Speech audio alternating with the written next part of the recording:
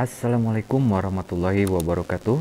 Selamat siang. Pada kesempatan kali ini saya akan menggarap sebuah TV Polytron dengan kerusakan susah nyala. Dan oke, langsung kita akan menyalakan TV-nya. Dan ternyata setelah kita tekan tombol power pun tidak ada respon sama sekali. Dan biasanya kerusakan seperti ini diakibatkan karena PSU sudah mengalami penurunan kapasitas, yaitu terutama di daerah 5 volt.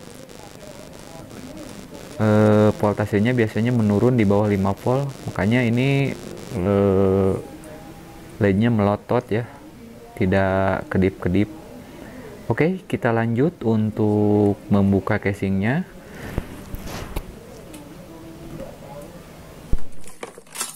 Guys, mah bahasa ya. Asal kalau nanti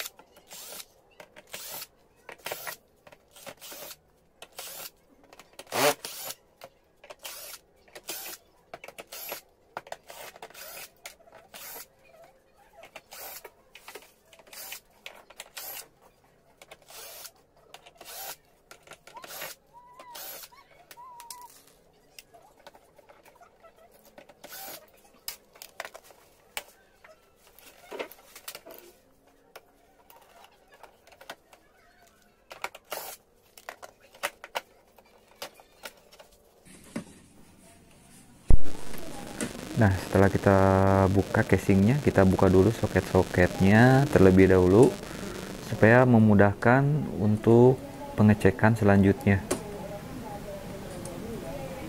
Kita buka dulu soket yang AC-nya.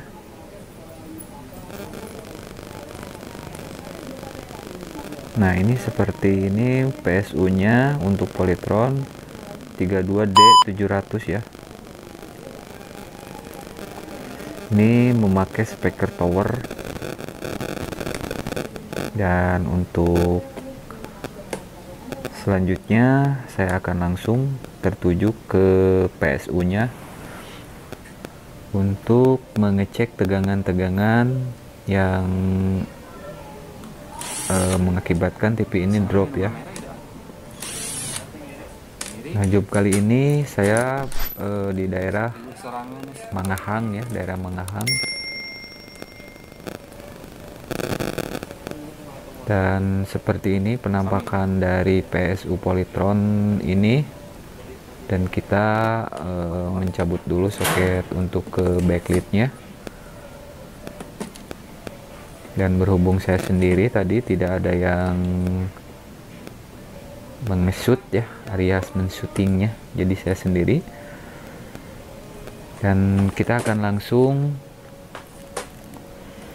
mempersiapkan dulu kapasitor untuk pergantian yang ada di area PSU ya, karena tadi saya lihat banyak yang kembung, itu mengakibatkan tegangan menjadi terhambat ya. Dan sebelum kita ke pergantiannya, mari kita solder-solder ulang dulu.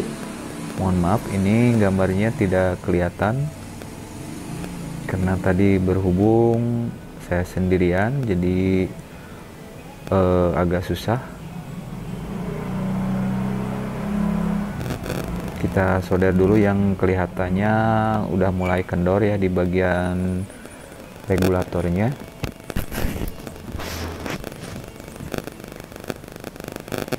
Dan kita solder satu persatu dulu untuk memperkuat solderan yang berada di area PSU.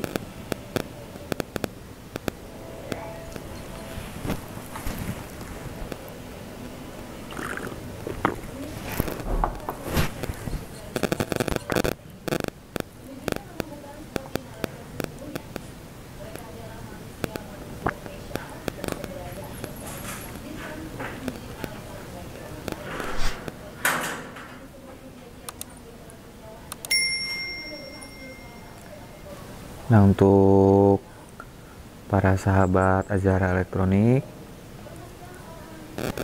jangan lupa untuk subscribe, like, comment, and share ya jika video-video yang saya persembahkan bermanfaat untuk Anda, khususnya untuk pemula ya. Nah, kita congkel dulu karena PSU Polytron kebanyakan pakai lem bakar ya di bagian elko nya, karena ini susah ya kalau dibuka di ini, harus dipaksa ya, tapi dipaksa juga dengan catatan tidak kasar ya, supaya tidak mengganggu komponen-komponen yang lain. Nah, ini di bagian 5 volt kelihatan kembung, dan ini di bagian untuk tegangan yang menuju backlit ya, 100 mikro 50 volt. Dan kita lanjut untuk pengecekan terlebih dahulu di daerah manakah yang mengalami penurunan kapasitas ya, supaya akurat dalam pergantian nanti, karena kalau kita asal ganti tidak akan membuahkan hasil ya.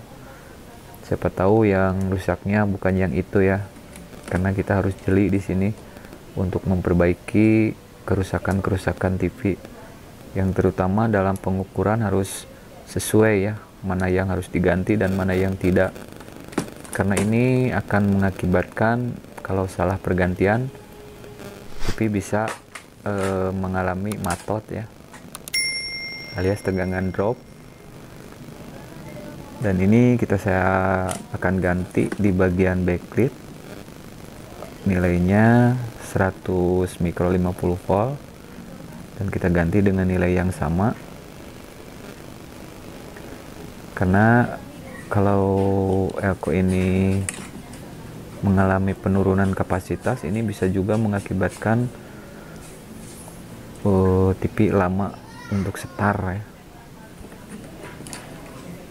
Dan kita ganti lagi untuk yang kembungnya, yang 1000 mikro 16 volt di area 5 volt ya, kita ganti semua. Yang 470 nya juga kita ganti dengan yang baru ya, supaya hasilnya lebih maksimal, bisa tahan lama lagi. Dan untuk 1000 mikronya ini ada dua di daerah standby 5 volt ya. Ini 5 volt ini ada 2 jalur ya, pertama untuk standby, dan yang kedua untuk menyalakan mainboard ya. Ini dengan IC FET ya, dengan IC FET ini untuk menyalakan mainboard, nanti setelah standby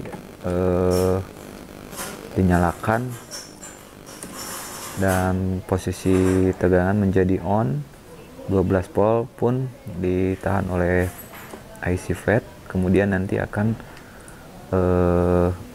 ketika dinyalakan, FET tersebut aktif dan mengeluarkan 12 volt dan 5 volt.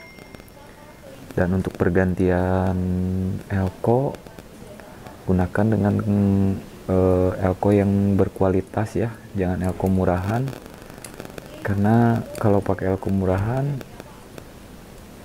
dalam hitungan hari atau minggu ini akan mengakibatkan kerusakan yang lain biasanya, atau kerusakan yang sama pula bisa. Dan saya menggunakan elko yang berkualitas supaya dalam pergantian lebih awet dan bisa bertahan lama ya. Nah, di sini saya akan mengganti semua di area 5 volt ya, di area 5 volt saya ganti semuanya supaya tegangan lebih maksimal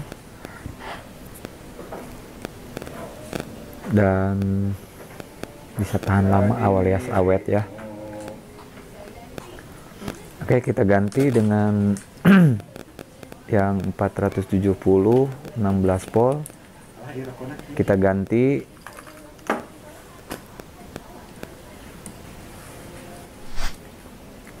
dengan nilai yang sama ya, supaya lebih awet, lebih tahan lama. Dan kita pasang kembali untuk elko-elko yang berada di area 5 volt. Kita sesuaikan dengan bawaannya ya, di posisinya agak ditilep ya,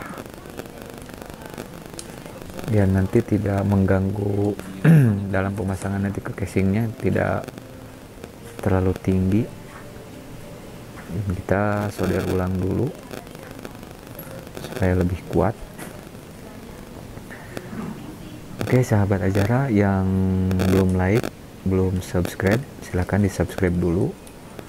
Jangan lupa untuk di share ya, di share ke Facebook, ke medsos yang lain. Jika video-video yang kami berikan bisa bermanfaat untuk Anda,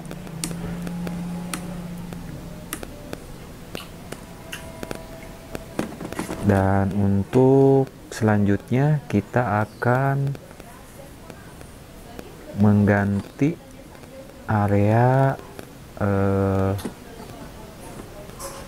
ini untuk menghidupkan PSU ya. Di area ini nilainya 47 mikro 250 volt ya, ada 2 biji di sini, dan 100 mikro 1 biji, 1 mikro 1 biji. Di ini ada 4 macam. Nah ini untuk tegangan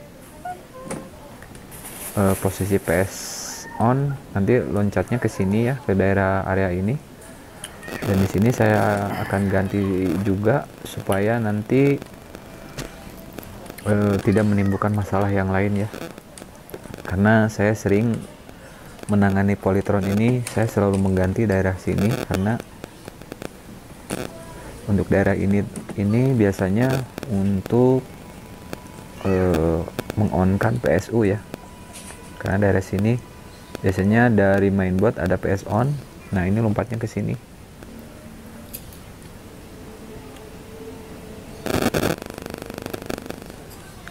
Kita ganti dengan nilai yang sama ya, yang 47 nya, 4750 mikro,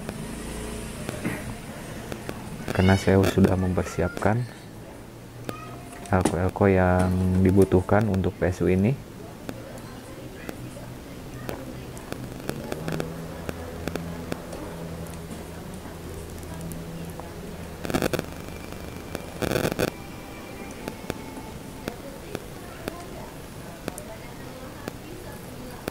Kita solder dulu.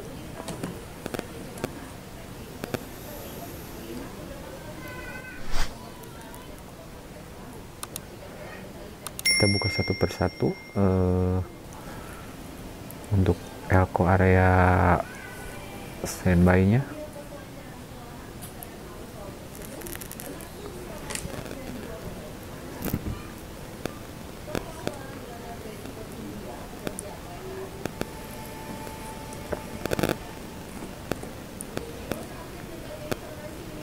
Kemudian kita pasang lagi elko yang setelah kita buka tadi ke tempat semula ya.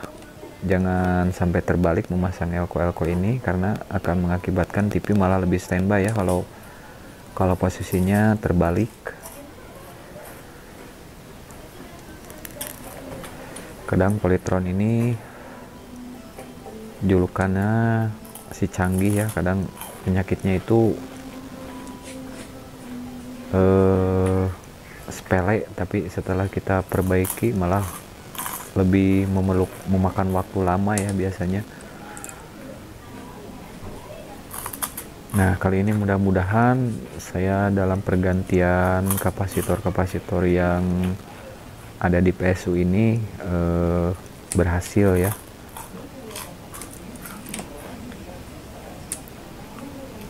Tidak mengalami kendala apapun ya.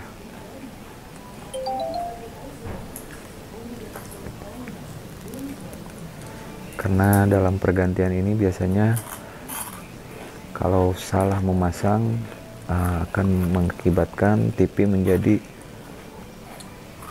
ada yang tidak nyala, ada yang standby, dan ada yang tegangan bisa menurun. Ini diakibatkan karena kesalahan memasang dalam PSU ya, terutama biasanya elko, IC, dioda. Kalau salah pemasangan bisa mengakibatkan TV bisa jadi matot, karena harus jeli di sini untuk memasang satu alat, karena satu alat biasanya beda fungsi ya, seperti dioda beda fungsi, transistor juga beda, apalagi IC itu sudah berbeda fungsi apa ya. Oke, kita potong untuk pemasangan kapasitor yang telah kita pasang supaya lebih rapi, tidak mengakibatkan konslet ke jalur yang lain ya. Dan di sini di bagian standby-nya kita solder lagi di bagian opto, di bagian IC TL431-nya kita solder ulang. Semua transistor yang ada di area ini kita solder ulang supaya lebih kuat ya, supaya lebih akurat ya nanti dalam pemasangannya. Nah, di sini kita solder ulang lagi di bagian 5 voltnya, dan di sini TV dalam keadaan kedip-kedip ya. Tadi pertama kita nyalakan kedip-kedip dan tidak menyala sama sekali ya pas saya coba.